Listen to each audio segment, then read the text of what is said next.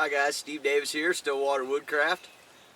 What we're going to talk about today is a way to preserve some meat so we can take it with us on a extended trek or scout in the hopefully upcoming warmer months.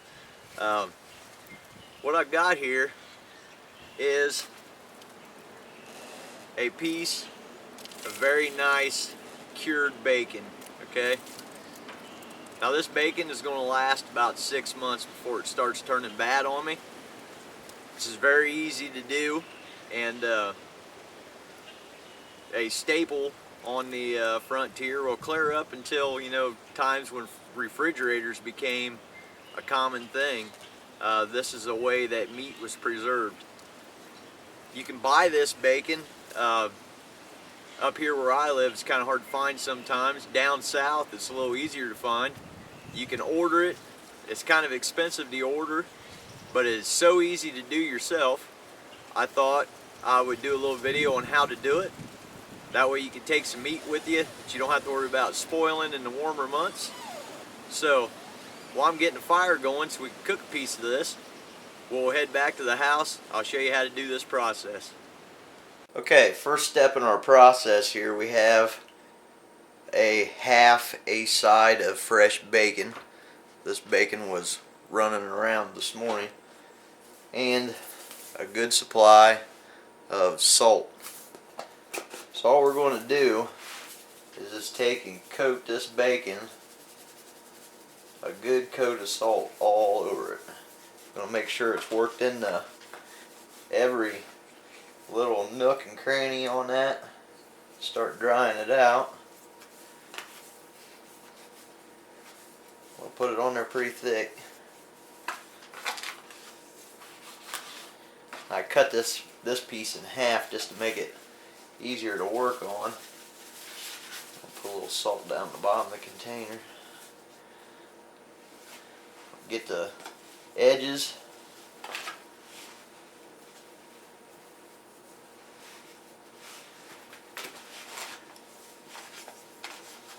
Make sure we got it all coated good.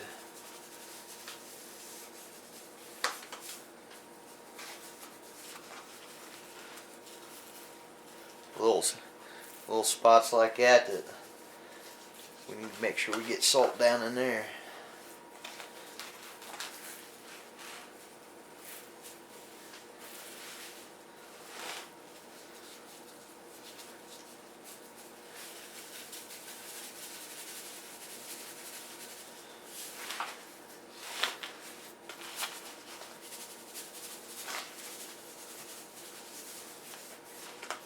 Make sure we get both sides good, both pieces. We'll throw a little salt on there just to good measure. You're going to go through quite a bit of salt doing this, probably 2 of these containers, or rub that around, and there's our first salting. So I'm going to put the lid on this and set it someplace cool and dry. Cool, not freezing. You don't want to freeze that water. We're trying to draw it out. So there's our first step in salt curing our bacon. Okay, we got the first 24 hours in that salt, and you can see how much liquid that drawed off of it. So what I'm going to do is drain that liquid off and then clean this salt that we put on there yesterday off of it, and then prepare our cure and rub it in there. So let me get this cleaned up. Okay, I drained that liquid off and then patted the meat dry. So now we need to make up our cure. It's got a gallon bag. You can do this with just in a bowl too if you want. And 1 pound of salt. Dump that in your bag. And some brown sugar. I don't have a real scientific way to measure this here. Just put some in there. that much. Okay. Close this bag.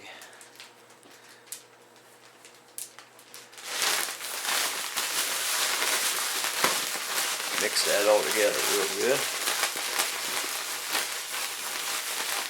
Kind of mash them clumps of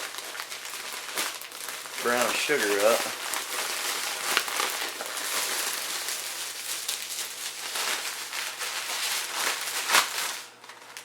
Let some air out of that bag.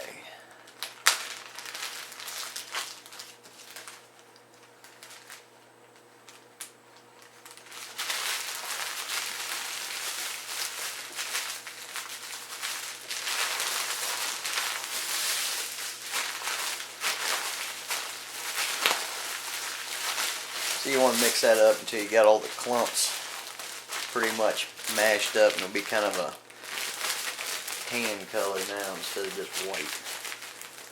So bring our bacon back out. We're just going to start coating that just like we did with the first batch of salt. And then this salt's actually, we're going to start curing it, so it's going to start soaking into the meat. So make a good coat on there. Make sure we got it in everything. All the nooks and crannies.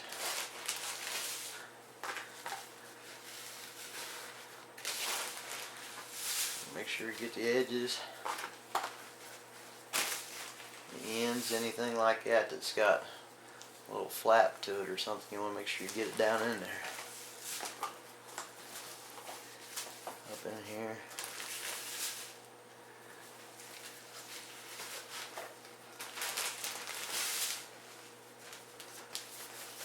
That worked in. Good coat on there.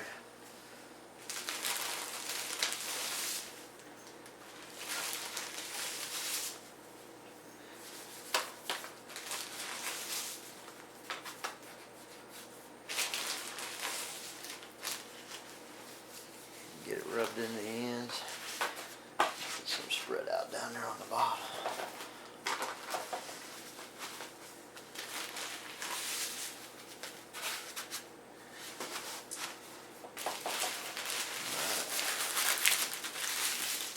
I want to use this whole batch here, so I really want that salt to start soaking in.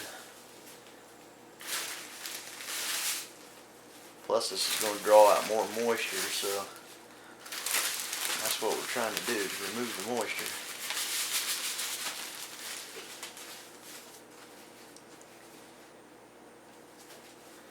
I'll put a good even coat on that.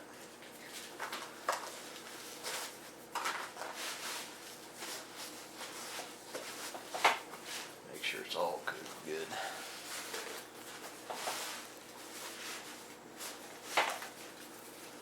Alright.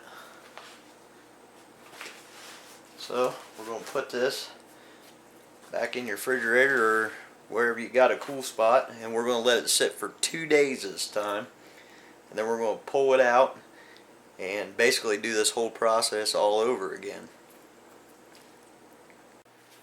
You see our bacon has set in the cure for 2 days in a cool place, and you can tell there's not near as much liquid in here as there was the first time around. So all we're going to do is clean this old cure off of it and then reapply the cure just like we did the first time. And then put it up for 2 more days. Okay, our bacon has set in the cure for 2 more days. What we're going to do now is pull this out. You can see there's a lot less liquid this time. We're going to clean this cure off. Then we are going to wrap it in a towel loosely and leave it sit in a cool place to dry off for 2 more days. Okay, as you can see, I've cleaned the second batch of cure off, and the salt and sugars have penetrated into that meat. So to test this, if it's salty enough or too salty for you, what you can do is cut off a couple rashers, fry them up, and eat them. If it's too salty for you, you can soak it in water for an hour or so and soak a little bit of that salt up out of the meat.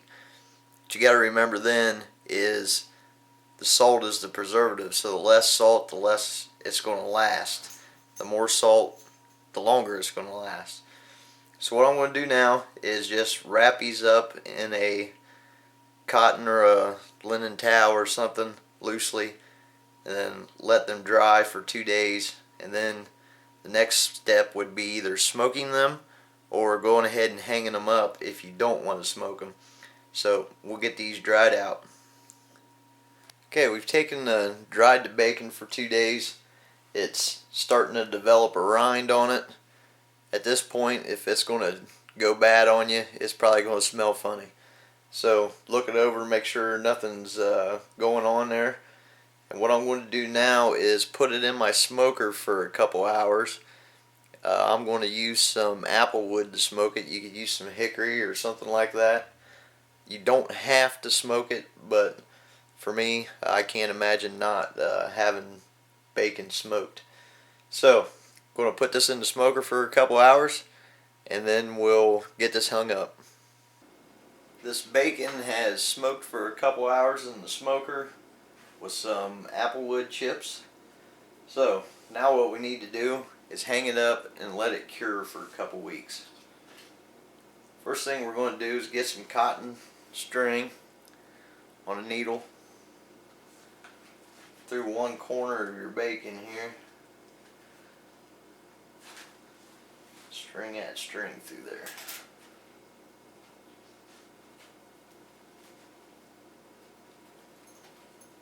We're going to hang this bacon by this string, so you want to make sure it's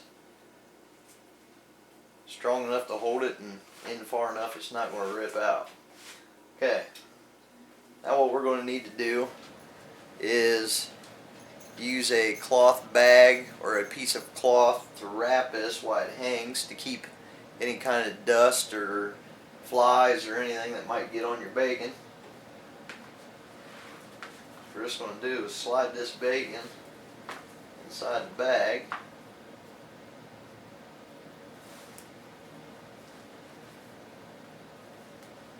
I got a drawstring in the top of this one.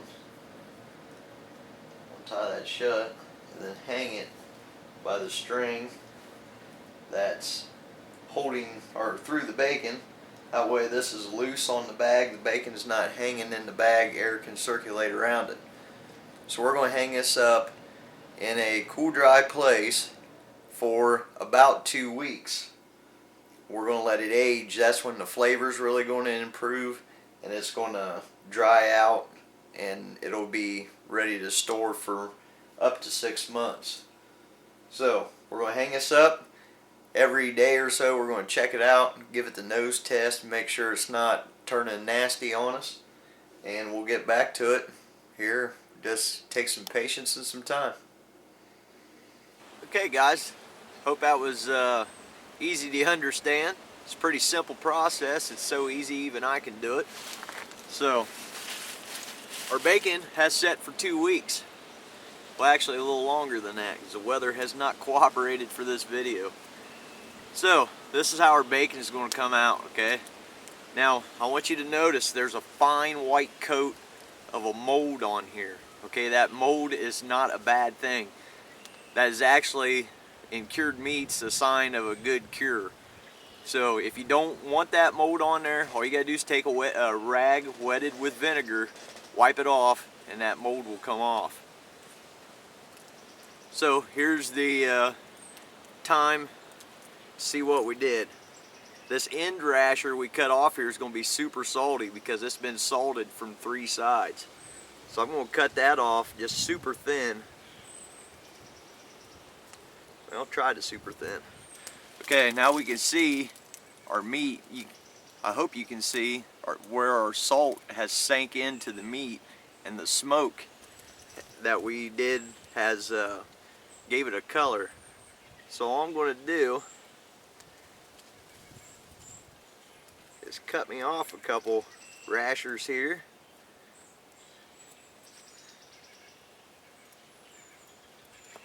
And throw them in the skillet and give this a try.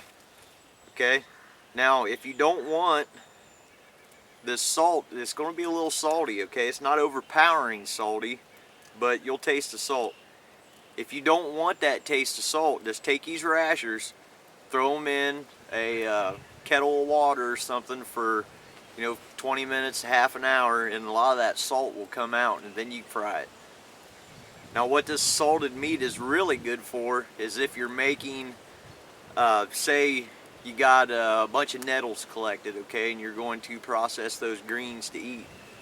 Okay, that salt really makes them nettles taste a lot better, or most any wild green. So I just leave it on there because the salty taste doesn't really bother me.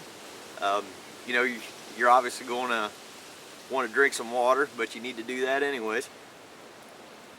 So what we're going to do is just take and throw this in a skillet, fry it just like regular bacon, give it a try here. So what I need to do is move the camera a little bit. We'll get the skillet and we'll get some of this cooking. Okay, we just got a little stick fire going for good old skillet here. Little stick fire, about all you need to cook a couple pieces of bacon.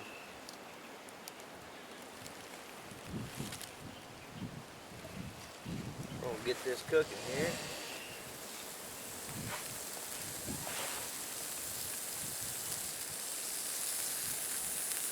Nice thing about bacon, it really doesn't take any utensils at all to cook. You can just hang a couple pieces of this over a stick or skewer them on a stick and cook them right on the fire. Use your knife for a utensil. That's all you really need. Hot rock would do just as good.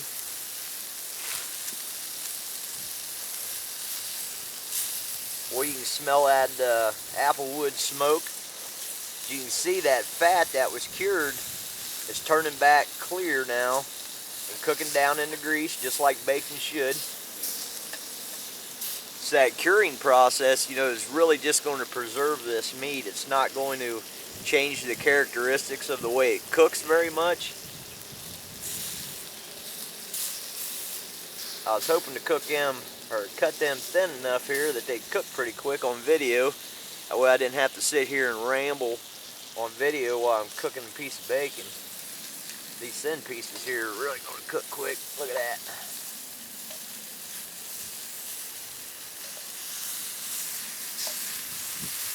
Now, of course, if I had my flask with me here, we'd just throw some rum on top of that and have some rasher and rum. If you haven't seen that video, check it out. It's on my channel also. Might be getting a little hot there. I'm really looking forward to this spring, this summer, some trekking in the warm weather, doing some fishing. Hopefully we can get some fishing videos done for Stillwater Woodcraft. We'll most definitely be back in the 18th century. Today I wore just modern clothes out here, had a little time to get out here and get this video finished. This video's kind of taken some time due to the nature of the process, to cure this meat. So it really hasn't ever taken me, 3 weeks to do a video before, but pretty much it's falling apart. I'm burning my bacon. Pretty much, there's your cured bacon. That's good. Let me get that off there. Flop it off on this rock to cool down.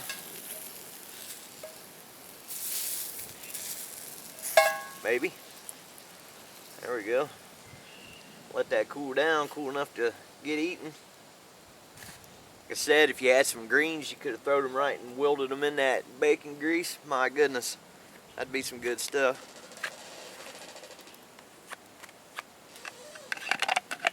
So, there is a really good, do-it-yourself way to preserve some meat to take on a warm weather trek, scout, whatnot. Goodness. You don't have to necessarily be into reenacting or anything to use it. Works just as good in 2014 as it did in 1814 or 1768, whatever. So, I suggest you get with your butcher, get you a chunk of bacon, give it a whack for yourself. You'll really enjoy it. It's good to have some meat along that don't come out of a can or got to be reconstituted or however they do that modern, what they call food for backpacking nowadays. Some real good meat. It's good to add to anything. I thank you guys for your views, comments, all your support. It's been Steve Davis of Stillwater Woodcraft. We'll see you on the next one.